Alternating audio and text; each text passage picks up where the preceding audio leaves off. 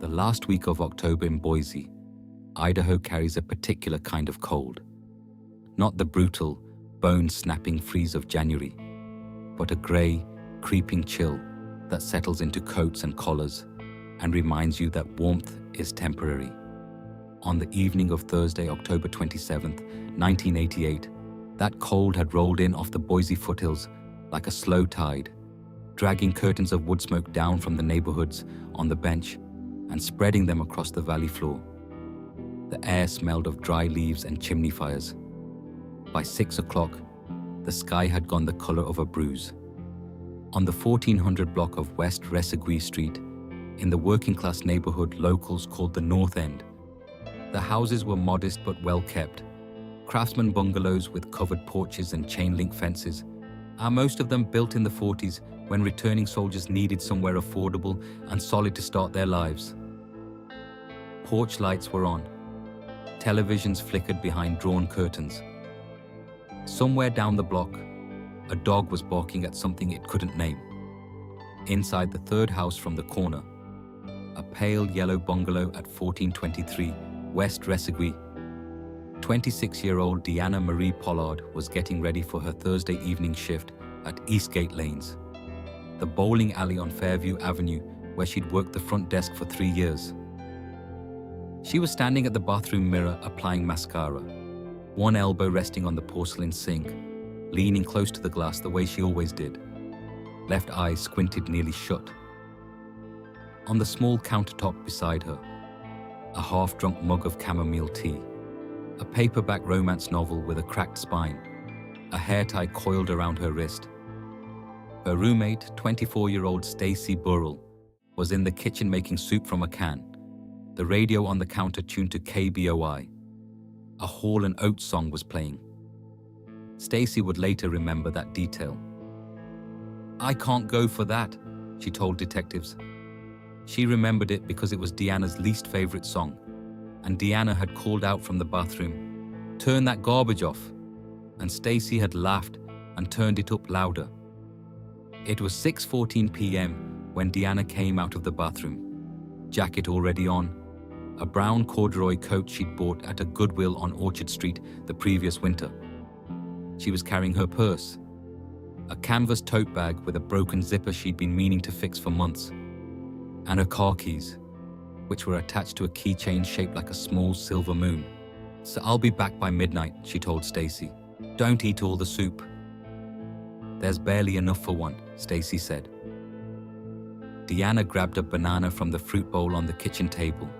She almost never ate before her shift, just the banana every Thursday, and she went out the front door. Stacy heard the screen door bang shut behind her. She heard the creak of the porch steps. She heard faintly the sound of Deanna's 1983 Datsun pickup truck. Powder blue, dented rear bumper, cracked passenger mirror, turning over in the driveway twice before it caught. Then she heard it back out. Then she heard nothing. Deanna Pollard never arrived at Eastgate Lanes. Her truck was found 3 days later, parked along a service road off Gowan Road near the Ada County landfill, 6 miles from her house. The engine was cold. The keys were in the ignition. The banana peel was on the passenger seat, still yellow. The canvas tote bag was on the floorboard. The silver moon keychain was still in the ignition. Deanna was not there. Deanna was not anywhere anyone could find. She would not be found for 23 years. Before we dive into this haunting story, let us know where you're watching from. And if you love cases solved after decades, don't forget to hit subscribe to stay updated on more stories. To understand what happened to Deanna Pollard, you have to understand Boise in 1988, not the gleaming tech industry city it would become, but the rougher, quieter version of itself it was then. A state capital that still felt like a large town, population just shy of 100,000, surrounded by high desert and anchored by the Boise River cutting through its middle. The economy ran on agriculture, government work, and a scattering of light manufacturing. Hewlett-Packard had a plant on Chinden Boulevard, and Morrison Knudsen was still a major employer downtown. On Friday nights, Kids drove the connector. On Sunday mornings, the churches were full. The North End neighborhood where Deanna lived was a mixed community: young couples, retirees, a smattering of artists and musicians who drifted in during the early 80s when the rents were cheap. The streets were lined with mature elms that turned gold in October and dropped their leaves in one dramatic week every year. It was the kind of neighborhood where people knew each other's first names but respected each other's business. Nobody locked their cars. Most people left their doors unlocked until 10. Deanna Marie Pollard was born on March 9, 1962, at St. Alphonsus Regional Medical Center in Boise, the second child of Gerald and Patricia Pollard. Gerald worked as a line supervisor at the amalgamated sugar plant in Nampa, 20 miles west. Patricia worked part-time at a pharmacy on State Street and raised 3 children in a house on Targhee Street in the South End, a neighborhood more modest than the North End, and proud of it. Deanna's older brother was Kevin Pollard, born 1960. Her younger sister was Renee Pollard, born 1966. By all accounts, the 3 children were close: Kevin protective, Renee adoring, and Deanna in the middle in every sense of the word, the family mediator, the one who made everyone laugh when things got tense. In her school photographs from Garfield Elementary and then Franklin Junior High, Deanna has dark auburn hair cut in a practical pageboy, brown eyes, and a wide, unself-conscious smile. She was 5 feet 4 inches tall and 132 pounds. She had a small scar above her left eyebrow from a bicycle accident at age 9, and she wore a silver cross necklace that had belonged to her maternal grandmother, Clara Hutchins. She almost never took it off. Teachers at Bora High School, where Deanna graduated in 1980, remembered her as sharp and funny and slightly restless. A B+ student who clearly could have been an A student if she'd applied herself, which she didn't, because she was spending most of her energy on other things. She was in the drama club for 2 years. She ran cross-country as a sophomore.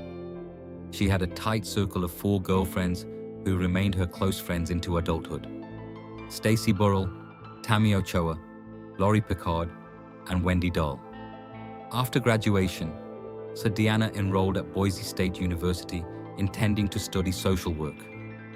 She completed 2 years before money got tight, and her father's hours at the sugar plant were cut, and she made the practical decision to leave school and work full-time, telling her mother she'd go back someday. She didn't go back, but she didn't stop reading. Her bedroom contained over 200 paperback books, organized in a system only she understood. She wrote letters, long, funny, detailed letters, to her friends when they moved away. She kept a journal, spiral-bound, 1 a year, going back to age 15. By 1985, she'd moved into the Resegee Street house with Stacy Burrell and taken the job at Eastgate Lanes. She worked the front desk Thursday through Sunday, rented shoes and sold nachos, and ran the leagues. And she was apparently very good at it. Her manager, a heavy-set, mild-mannered man named Carl Dreisbach, would later tell investigators she was the most reliable employee he'd ever had. She'd been offered an assistant manager position in the spring of 1988 and had accepted it, effective January 1989. She was dating, intermittently and without great enthusiasm, a 29-year-old electrician named Dale Furness, who lived in Garden City. She had a cat named Howard. She drove a truck she called the Datsun Disaster, with a mixture of affection and resignation. She was saving money to visit her friend Tammy Ochoa in Portland the following summer. She was, by all accounts, a person in the middle of becoming whoever she was going to be. On October 27th, 1988, she left her house at 6:14 p.m. to drive to work. As the drive should have taken 11 minutes. She never arrived. 6:14 p.m., 1423 West Resegee Street. Stacy Burrell watched the taillights of the powder blue Datsun disappear around the corner onto 14th Street from the kitchen window. She ate her soup. She watched 3 hours of television. At 9 p.m., she called the bowling alley to ask whether Deanna had come in late. Carl Dreisbach answered the phone himself.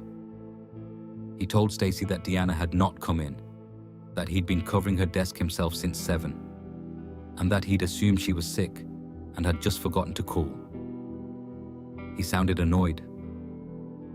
Then Stacy said she'd left the house at 6:14, and Dreisbach's annoyance shifted to something more uncertain. He said, "Well, maybe she had car trouble." Stacy said maybe. She hung up. She called Deanna's boyfriend Dale Furness at his apartment on Chinden Boulevard in Garden City. Dale hadn't heard from Deanna since Tuesday. He said he'd drive over, and Stacy said okay. Dale arrived at 9:45 p.m. The two of them drove the most likely route from the house to the bowling alley, down 14th to State Street to Fairview Avenue, looking for the Datsun, looking for any sign of a breakdown. They saw nothing. At 10:30 p.m., Stacy Burrell called the Boise Police Department and reported her roommate missing. The dispatcher who took the call, Karen Alvarez, noted the time and the basic information. She explained gently that the department typically waited 24 hours before formally opening a missing persons report on an adult. Stacy said she understood and hung up. She didn't sleep. October 28th, 1988, morning. At 8:03 a.m., Stacy called Deanna's parents in Nampa, and Patricia Pollard answered. Within 40 minutes, Gerald and Patricia Pollard were at the Resegee Street house. Gerald Pollard, 54 years old at the time, a broad-shouldered man who expressed distress by going very quiet, walked through every room of the house twice without saying anything. Patricia sat at the kitchen table and cried steadily while Stacy made coffee.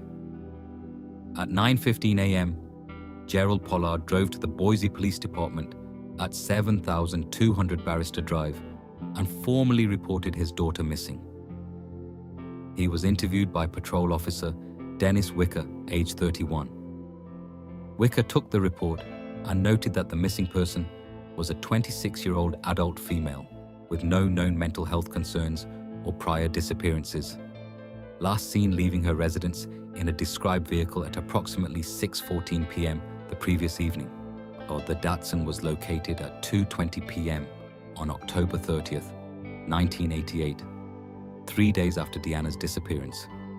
It was found by an Ada County landfill worker named Bert Hamasaki, age 44, who drove a route road along the service access roads every Sunday morning to check for illegal dumping. He noticed the truck because it was parked partially off the gravel road, with the front left tire in a shallow ditch, at a slight forward lean, as though it had simply rolled to a stop. He circled it twice on foot before he called dispatch from the landfill office phone. Time logged. 2:31 p.m., Ada County Sheriff's deputies arrived first.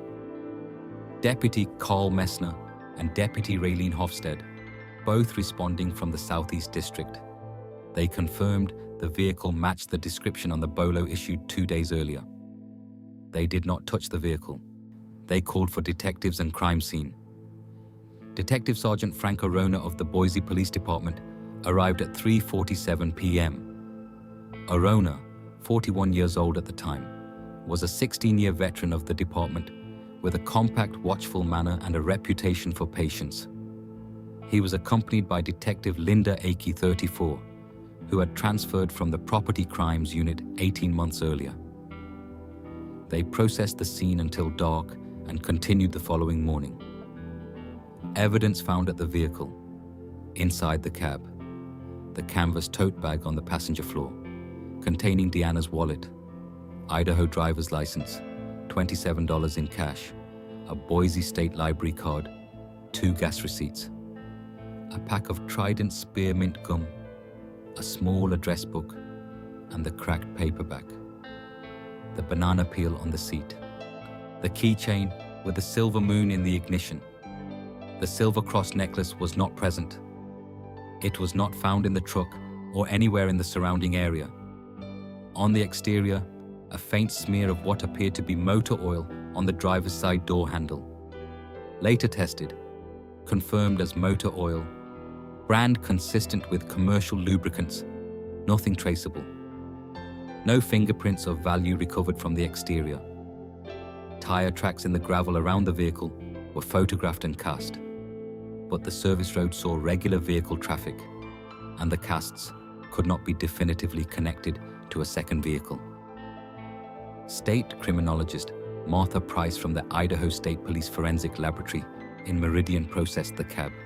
Samples collected included the motor oil smear, touch DNA swabs from the steering wheel and door handles, hair samples from the seat, later confirmed to belong to Deanna, and trace evidence vacuumed from the floor mats. The area surrounding the truck was searched on October the 31st and November 1st by a combined team of Boise police, Ada County Sheriff's deputies, and 32 volunteers coordinated by the Idaho Search and Rescue Organization. The search covered an estimated 14 square miles of terrain, including the landfill buffer zone, a section of the Boise River Greenbelt, and a series of irrigation canals extending northeast. 2 K9 units, dogs named Ranger and Duke, handled by Deputy Walt Schumard and Idaho SAR volunteer Carol Fitch respectively, tracked a scent trail from the driver's door of the Datsun approximately 300 yards south before losing it at a section of hard-packed road. 47 volunteer hours were logged in the first 2 days. No body was found. No clothing was found. No additional evidence was recovered. At 7:15 p.m. on November 1st, Detective Arona drove to the Pollard's home in Nampa to brief the family. Patricia Pollard asked him, very quietly, if he thought Deanna was dead. Arona told her he didn't know. He told her they were doing everything they could. He told her not to give up hope. He would later say those words were the hardest he ever spoke in 30 years of law enforcement. Frank Arona had grown up in Twin Falls, the son of a sheep rancher and a schoolteacher, and had come to Boise in 1972 to attend Boise State on a partial academic scholarship. He'd intended to become a lawyer. He'd ended up in the police academy at 23 after a summer job as a police dispatcher made him reconsider.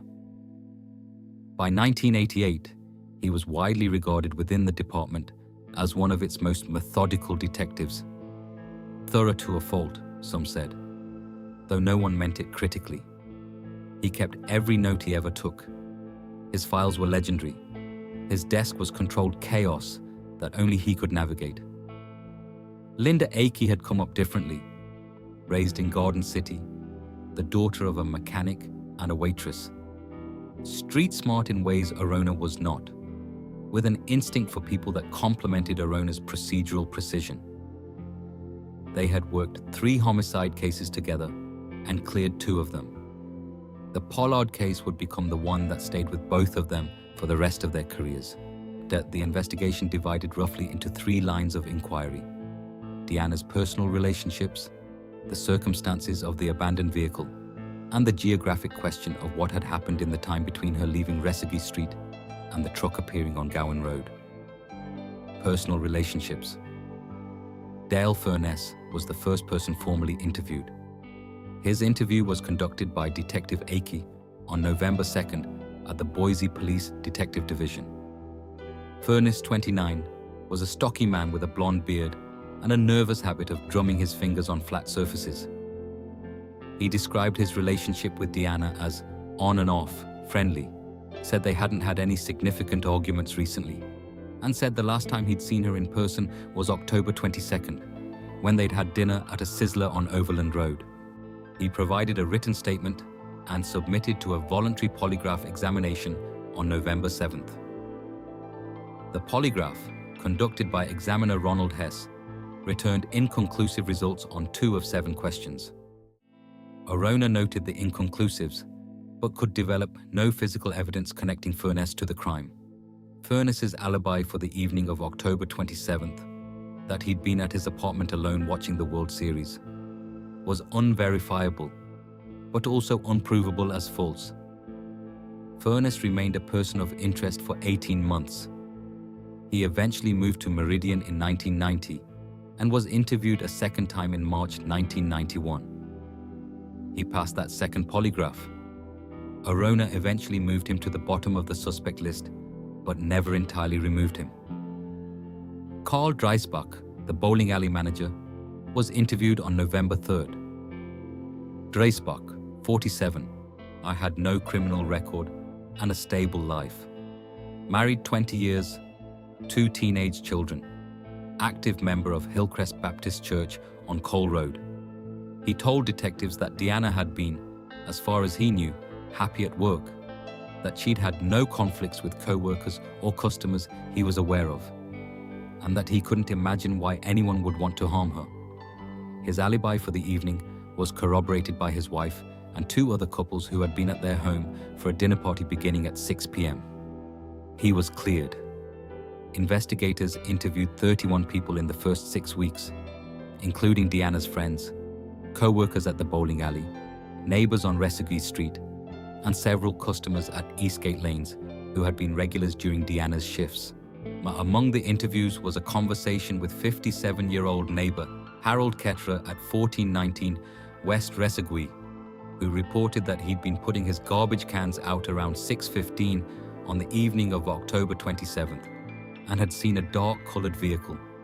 He thought it might have been a dark green or black late model pickup, parked along the curb 2 houses down from Deanna's, engine running. He hadn't thought anything of it at the time. He couldn't describe the driver. He couldn't give a make, model, or plate number. The information was logged as evidence item E4703-W and added to the file. It would sit there for 23 years. A second truck sighting was reported on November 14th by a woman named Betty Sorrells, 52, who lived on Warm Springs Avenue and walked her dog on Gowan Road in the early mornings. She told investigators that on the morning of October 28th, the day after Deanna vanished, she had seen a man standing near a blue pickup truck on the service road near the landfill. She described the man as white, medium build, wearing a dark jacket, possibly in his 30s or 40s. She had not seen his face clearly. The man had appeared to be looking at something inside the truck's cab. She had thought nothing of it. People stopped along those roads all the time. She didn't recall seeing another vehicle. Evidence items collected and logged over the course of the investigation included E4703, motor oil swab from door handle, E4704, touch DNA swabs, steering wheel, E4705, touch DNA swabs, door handle, E47076, hair samples from seat, E4707, tire track casts, E4708, canvas tote bag and contents, E4709, gum wrapper from floor, and 37 additional items logged through mid-December 1988. The DNA samples collected in November 1988 were processed at the Idaho State Police Forensic Laboratory. The technology available at the time was RFLP-based DNA analysis, accurate but requiring a known comparison sample and relatively large quantities of biological material. The touch DNA swabs from the steering wheel and door handles yielded insufficient material for RFLP analysis using 1988 techniques. The hair samples from the seat were consistent with Deanna, but provided no comparative value. The forensic evidence, in short, told investigators almost nothing. Suspect theories. 3 distinct suspect profiles emerged from the investigation. Theory 1. A targeted abduction by someone in Deanna's personal life. This theory centered initially on Dale Furness, due to his inconclusive polygraph and the unverifiable alibi.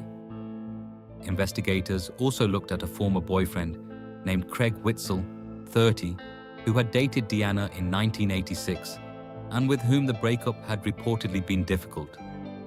Witzel, reached by phone in Pocatello, where he'd moved in 1987, submitted to an interview and voluntarily provided a written alibi. He had been at work at a construction site in Pocatello on October 27th and 28th, confirmed by his supervisor and 3 co-workers. Theory 2. A stranger abduction. A predatory individual who had observed Deanna in some capacity, possibly at the bowling alley, and followed or intercepted her. This theory was supported by the dark truck sighting on Resegi Street, the apparent speed and efficiency of the abduction, leaving behind the wallet, the keys, the tote bag, and the absence of any obvious personal conflict in Deanna's life. Investigators pulled records of reported assaults and disappearances across southern Idaho going back 5 years and identified 3 cases with possible similarities. All young women, all from the Treasure Valley area, none solved. The connection was speculative. Theory 3. An opportunistic encounter. A break-in or carjacking that escalated. This theory was considered least likely given the location of the abandoned truck and the deliberate manner in which it appeared to have been left. The investigation ran actively through the spring of 1989. By summer, it had slowed considerably. The lead on the dark pickup truck could not be developed. No body had been found. The touch DNA evidence was insufficient. Witnesses had nothing more to offer. Until on August 14, 1989, Detective Arona documented in an internal memo that the Pollard investigation was being moved to inactive status pending new information. The case file, 12 binders, 4 evidence boxes, and approximately 800 pages of documentation was stored in the Ada County Sheriff's property room at 7200 Barrister Drive. Evidence items in a climate-controlled annex. The case went cold. For Patricia Pollard, the years after Deanna's disappearance moved in a way she described, in a 1998 interview with the Idaho Statesman, as not really like time at all, more like weather. Some days clearer than others. Gerald Pollard retired from the sugar plant in 1991 and became, according to family members, a quieter man than he'd been before. Not depressed exactly, but contracted, and as though he'd pulled inward and decided to take up less space in the world. He died of a heart attack in January 1995 at 60 years of age. Kevin Pollard, who had moved to the Boise area to be closer to his parents after Deanna's disappearance, was with him when he died. Kevin later told investigators that his father had never stopped looking out the window when a car pulled up to the curb, still half expecting it to be Deanna. Renee Pollard, who had been 22 at the time of her sister's disappearance, became, over the years, the family's most vocal advocate for keeping the case alive. She wrote letters to the Boise Police Department in 1993, 1997, 2001, and 2005, asking about new forensic techniques, asking whether DNA advances might allow for a re-examination of the evidence. The responses were polite and non-committal. Now, in 2002, she hired a private investigator named Douglas Hatch, who spent 4 months reviewing the original case file and produced a report suggesting that the dark truck witness statement from Harold Ketterer was the most underexplored lead in the file. Hatch found Ketterer, then 71, in a retirement community in Meridian. Ketterer had nothing new to add. He was sorry. Frank Arona retired from the Boise Police Department in 2001 after 32 years. At his retirement party, colleagues noted that he kept a copy of the Pollard case summary in a manila folder in his home office.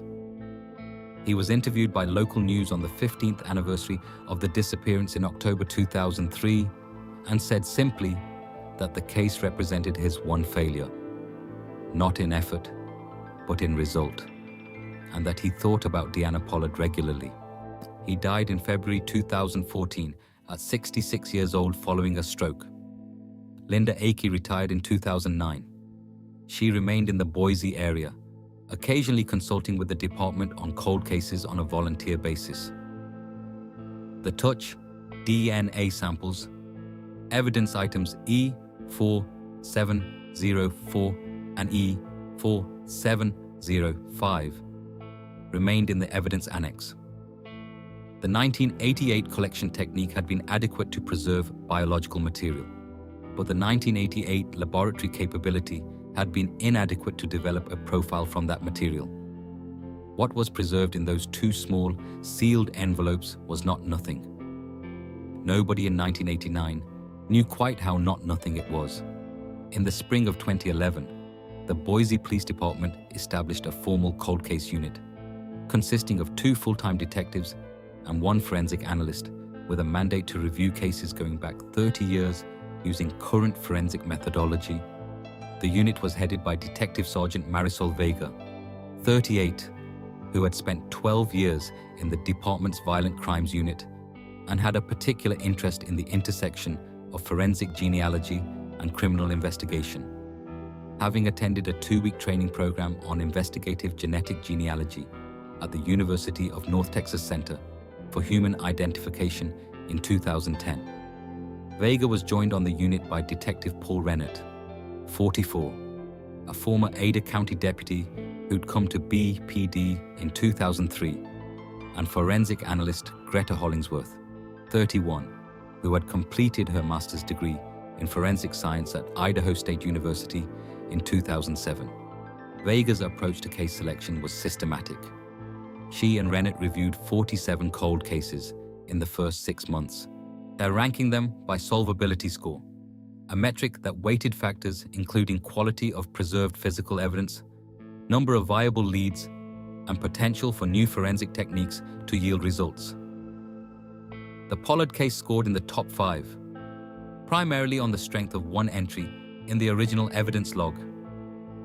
Evidence item E4705, the touch DNA swab from the exterior door handle of Deanna Pollard's truck.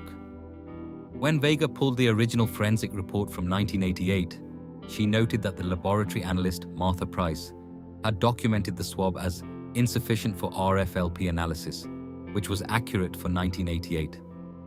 But Price had also noted, carefully, that the biological material appeared relatively well preserved in collection medium. Vega forwarded the swab to the University of North Texas Center for Human Identification in December 2011 for analysis using YSTR profiling, a technique capable of generating genetic profiles from quantities of biological material that 1988 technology could not have processed. She got a call from the lab on February 7, 2012. The swab had yielded a partial male DNA profile, 10 of a possible 17 YSTR markers. It wasn't enough for a direct database match. The CODIS hit came back negative, but it was enough for genetic genealogy. Vega contacted C.C. Moore, a leading genetic genealogy consultant who had been working with law enforcement agencies on cold cases since 2010. Moore took the partial profile and ran it through GeoDematch, a public genealogy database where members voluntarily upload their DNA results for comparison purposes. The search returned 17 partial matches. Individuals who shared enough genetic markers with the unknown profile to indicate a common male line ancestor within roughly 4 to 6 generations. The work that followed took 8 months and involved the construction of family trees for 11 of the 17 match candidates, tracing descendants forward in time to identify living males who could have been in Boise, Idaho in October 1988, and who matched the approximate age description from witness accounts.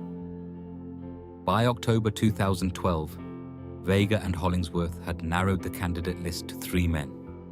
2 were immediately eliminable. 1 had died in 1979.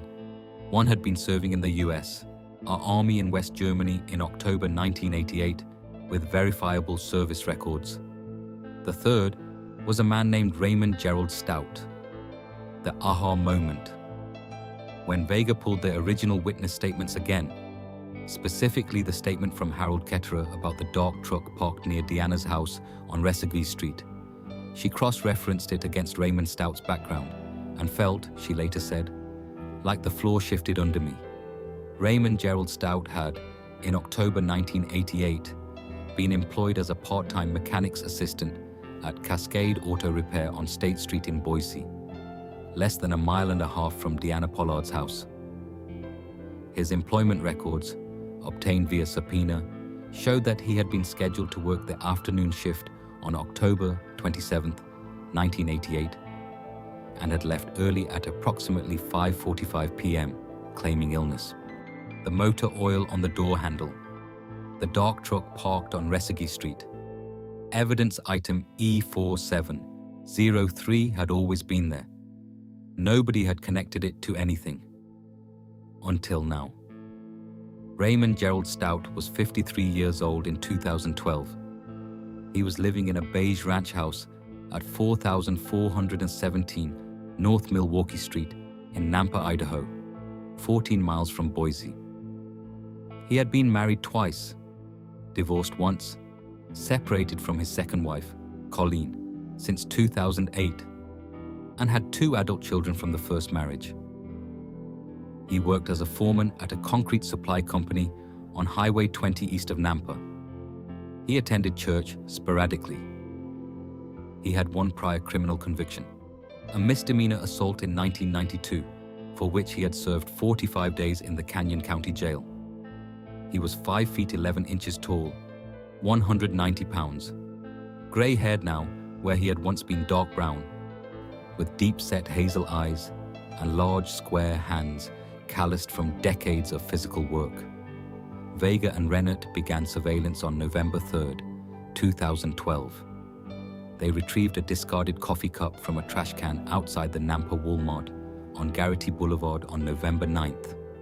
The cup was swabbed and the sample sent to the University of North Texas lab on a rush basis. The result came back November 19th. The abandoned coffee cup DNA was a match to the YSTR profile, developed from evidence item E4705. 12 of 10 markers confirmed. The probability of coincidence was calculated at less than 1 in 700,000. On the morning of November 27, 2012, 24 years, 1 month, and exactly 1 day after Deanna Pollard vanished, Detective Sergeant Marisol Vega and Detective Paul Rennert, so accompanied by 4 officers from the Nampa Police Department, arrested Raymond Gerald Stout at his place of work at 7:22 a.m. He was standing in the parking lot with a paper cup of coffee in one hand and a clipboard in the other. He did not run. He looked at Vega when she said his name, and he went very still, the way people go still when something they've been waiting for a long time finally arrives. He was transported to the Ada County Jail and booked on 1 count of first-degree murder. During a formal interrogation on November 28th, conducted by Detective Vega and Boise Police Captain Thomas Kircher, Raymond Stout sat for 2 hours and 40 minutes without speaking beyond confirming his name. Then he said he wanted a lawyer. Then, unexpectedly, 20 minutes after invoking counsel and before his attorney arrived, and he said, "I want to say something first." What he said was brief and in its way, complete. He said he'd seen Deanna at the bowling alley. He said he'd gone there several times over the summer and fall of 1988, that he'd talked to her twice, that she'd been friendly and professional, and had not known he existed as anything other than a customer. He said he had followed her home one evening in September to learn where she lived. He said on October 27th, he'd parked on her street and waited. He said when her truck pulled out of the driveway, he followed. He said he stopped her truck by pulling alongside on State Street and signaling that something was wrong with her rear tire, which was a lie. He said she pulled over. He said after that he didn't want to say anything else. His attorney arrived. The interview ended. Raymond Stout was prosecuted by Ada County Deputy Prosecutor Alicia Ferrer, 39, who had handled 3 prior homicide cases. He was defended by private defense attorney James Lowery, 57, retained by Stout's adult children. The trial opened on September 9, 2013, in the 4th District Court of Idaho before Judge Harriet Volkoff. The prosecution's case rested on the DNA evidence, the employment records from Cascade Auto Repair, the motor oil analysis from the door handle, and the partial confession. Vega testified for 3 days. Greta Hollingsworth presented the forensic genealogy analysis with charts and comparisons that the jury, by all accounts, found both comprehensible and compelling. The defense argued that the DNA evidence was circumstantial. The partial confession had been obtained under questionable circumstances, and the motor oil could have come from countless sources. Lowery was precise and methodical and did not, several observers noted, have much to work with. The jury deliberated for 11 hours across 2 days. On October 22, 2013, Raymond Gerald Stout was found guilty of murder in the first degree. Judge Volkoff sentenced him on December 5, 2013. He received life in prison without the possibility of parole and was remanded to the Idaho State Correctional Center, south of Boise. Throughout sentencing, Renee Pollard sat in the front row of the gallery with her mother Patricia, then 71, who had driven from Nampa with Kevin and sat very straight throughout the proceedings. When the verdict was read, Renee reached over and took her mother's hand. That was all. Neither of them cried. Not there, not in public.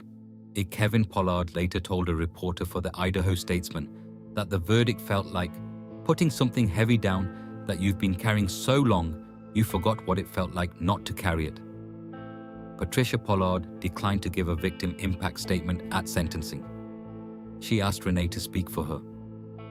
Renee stood at the podium and said, "My sister was 26 years old, and she was smart and funny, and she had a cat and she was saving up to visit her friend in Portland. She deserved all the years she didn't get. I want Mr. Stout to think about that every single day for the rest of his life." Marisol Vega, standing in the hallway outside the courtroom after the sentence was pronounced, was asked by a television reporter how she felt. She said, "I feel like we did our job. That's what I feel." She paused and then added, "I think about Frank Arona. He deserved to see this. There is a particular kind of justice that arrives after a long delay, not worse than the timely kind, not better, but different in weight and meaning. For the Pollard family, the 23 years between October 27, 1988 and November 27, 2012 were not empty. They were full of grief and uncertainty, and the particular exhaustion of hope that won't quite die. Gerald Pollard did not live to see the resolution. He lived only to carry the question. His wife and his children carried it further and longer, until at last someone came along with better tools and the determination to use them. Deanna Marie Pollard was 26 years old. She had a cat named Howard, and 200 paperback books, and a broken zipper she kept meaning to fix. And she was a good friend, and a reliable employee, and a daughter who called home every Sunday. She had a trip to Portland planned for the summer. She deserved everything the years ahead of her might have held. And the fact that she didn't get those years matters, not as an abstraction, but as a specific and irreversible loss to the specific people who loved her. The forensic science that identified her killer did not exist in the form used when her truck was first processed in 1988. The people who swabbed that door handle and preserved those samples could not have known what they were preserving or for whom. They did their jobs carefully and thoroughly, and decades later, that care paid a dividend that no one could have predicted. This is what modern forensics offers to cold cases. Not certainty that justice will arrive, but the possibility that evidence carefully kept will one day speak to ears finally capable of listening. There are thousands of cases like Deanna's, filed in boxes in evidence annexes across this country, waiting. Some of them are waiting for a database entry that hasn't been made yet. Some are waiting for a technology that hasn't been invented yet. Some are waiting for someone like Marisol Vega. Someone willing to open the old box, read every page, and ask one more time, what did we miss? Thank you for listening. And don't forget to stay with us for our next case.